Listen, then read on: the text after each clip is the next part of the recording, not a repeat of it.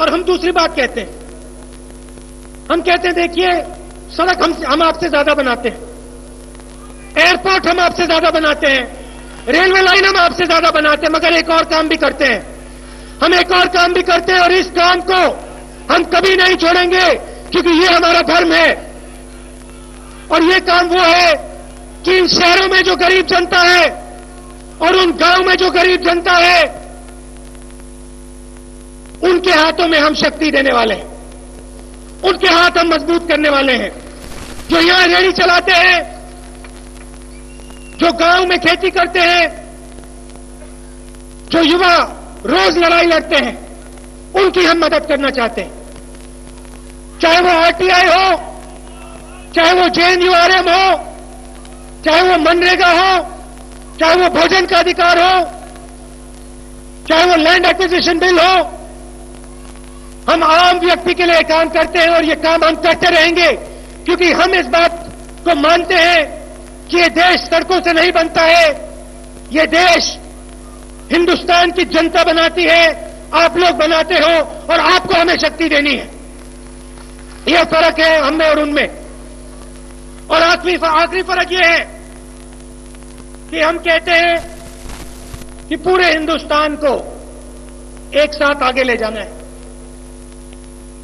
हम कहते हैं कि पूरे हिंदुस्तान को एक साथ ले जाना है। हर बच्चे को, हर मां को, चाहे वो किसी भी धर्म की हो, किसी भी जात की हो, सबको हमें एक साथ ले जाना है। और ये क्या कहते हैं कि हमें हिंदुस्तान को, हिंदुस्तान की जनता को एक दूसरे से लड़ाना है, एक दूसरे से लड़ाना है और उसका हमें राजनीतिक फायदा उठाना है। ये आतंकवाद की बात करते हैं, मैं आपको एक कहानी बताता हूं सिर्फ। मुजफ्फरनगर में दंगा हुआ, आपने सुना होगा, याद है? आप सुना है आपने? नहीं, सुनाई नहीं दिया। भैया आप इंदौर की बात करते हो, कमर्शियल कैपिटल की बात करते हो और फिर आवाज मतलब आधी निकलती है। पूरी आवाज निकालो। हां, जोश होना चाहिए आप में। चुनाव लड़ना है, जीतना है हमें। मुजफ्फरनगर में रायट हुआ, मैं वहां गया, देखो हिंदू से मिला, मुसलमान से मिला, महिलाओं से मिला, बच्चों से मिला और मैंने उनसे पूछा भैया यहां हुआ क्या? हिंदुओं से मिला, मुसलमानों से मिला और दोनों से पूछा भैया यहां हुआ क्या?